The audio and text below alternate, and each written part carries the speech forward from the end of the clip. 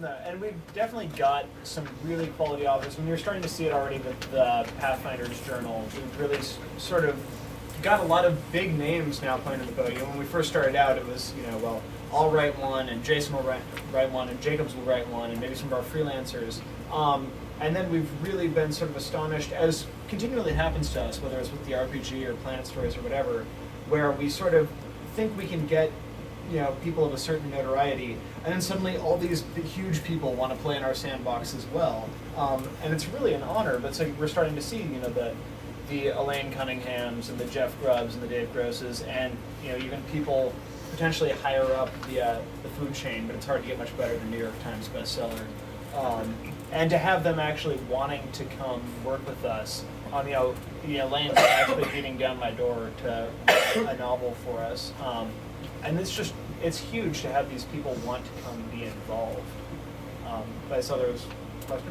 Yeah, I was wondering, you mentioned how Elaine was, I think you're referring to a post that she put on the board about the timeline of what it takes from the green light to actually getting stuff. And I just wanted to know, both with the serialized line and what you envision the novel line being, what is that timeline, and how does the editorial outline back and forth between you and the author process go? So that's primarily my job, at least the organization stuff. And with the journal, it's traditionally been more by the seat of our pants than we'd like, which is one of the reasons why staff had, in the early days wrote a lot of them, because we went, oh crap, this needs to be done on Monday. What does Iando do next month? Which is probably the third By most Monday. common saying in the halls of Paizo. Oh Yeah. shit, this needs to be done. Yeah, exactly. It's true. But so what generally happens? What generally happens nowadays is we figure out sort of when things would have to go. When we would need the first text in, and usually we realize it late, so it's a couple of months away where we're going to have them start turning over their text. And then I go to my big list of potential Pathfinder authors and pick essentially whoever I think would be the best for that particular setting. Contact them. Almost always people say, yeah, sure, I'd love to do it. But you tell them the specific, you say, I need Iando to do this, Well, and so that's such and such. in the old days. The old days. We're just totally Listening, meaningless to somebody. I never thought I heard the word old days out of your mouth. It was like when Lisa was saying yesterday how long she'd been in the industry, and I was thinking, I have not been alive that long. It's not just not gaming, I was not reading. But no, so what would generally happen back in the old days is there'd be a lot of, I'd send a detailed brief to somebody, and it was really inefficient because sometimes we'd get to the point where we need a 4,000 word short story essentially, and there'd be so much continuity that the brief would be 3,000 words, and I would go, why am I doing this? But now we've got a much better system that I think allows the stories to be much more cohesive, in which I'll go to an author and say, hey, we want you to come play. The River Kingdoms is where this is set. Other than that, pretty much our only rules that we give people are a rough setting, because we like it to be in the same region as the adventure path that's alongside, and one of the main characters needs to be a Pathfinder or very much tied into the Pathfinder Society, just because that's the unifying aesthetic. And so then I say, you know what? You guys are professional authors. We already love what you've come up with on your own and other projects. Go pitch me some novel ideas, essentially, or novella ideas, and they'll come back to me with maybe 3 or 5. Here's a character and they do this, and I pick my favorite one. And then we bat it back and forth and get them to sort of flesh it out more.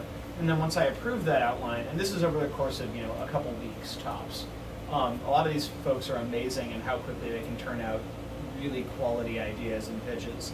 And then once that happens, I'll greenlight an idea. They'll go back and they'll take a week or two and come up with the full broken down outline, because you really have to be careful with these, because our size for each installment is set. Like, each chapter has to be 4,500 words or we end up in trouble. And so they do a very careful outline where they break everything down into episodes. and then I say go. And then from that point, they just have a series of deadlines. They turn stuff in, and in theory, I go through and make all the continuity stuff, develop it, and make sure that it isn't breaking our world. Well, it's like, oh, well, magic doesn't actually work like that. And then we go back and forth with development. But really, most of these people, turns out Elaine and Dave and Jeff all know how to write for D&D or write for game systems.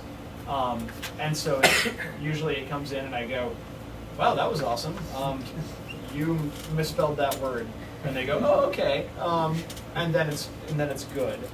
Sometimes we'll run into something where there'll be a passage that doesn't, like any editor, we go through and we say, well, this doesn't seem to quite flow, or maybe this foreshadowing is a little clunky. But for the most part, people we're using are really good.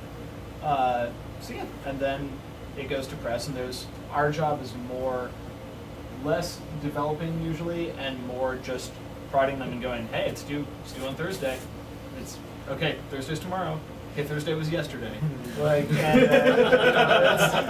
It's the same whether it's RPG stuff or novel stuff. Now, one thing I wanted to point out, I wanted to add in here, and that is that I think people don't really understand how our process works, just editorially or just from concept of a product to when it gets released. It's a long process. I'm writing, for a book that hasn't been announced on our website yet, right? And my due date's early July, to get my stuff in. And it's coming out next year. That's how far ahead we're working.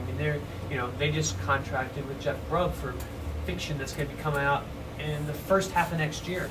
That's kind of, in general, we're almost a year ahead, in terms of, Erik's just soliciting stuff January through April, right, on Monday. On Monday. So, and some of those ideas have been around for a bit, and I guess that have already kind of gotten a bit of a head start. And most of them probably have found authors, and so it's that's how far ahead we're working. And so. When if I gave them a go on tomorrow, Pathfinder Fiction, for instance, you're looking at have to be after April because we've already solicited January through April with fake covers and everything else that you guys all see on the website, come Monday, and so it is a long process because there's a lot of products, and I think I've kind of mentioned this a couple other times how we have sort of a, you get in a cycle, you get in a regular rhythm, and so. We add stuff to this rhythm that's going to have to be well thought out ahead of time so that we don't mess the rhythm up. Like, for instance, the role-playing game has kind of messed our rhythm up because it's a 560 whatever page book that got plopped in 76. It got plopped in the best way. Those are things that kind of got. That's about 1,000 pages of editorial that were placed on top of the normal cycle, which is already very, heavy. You wonder why you don't have blog posts every day. Well, it's because these guys are working.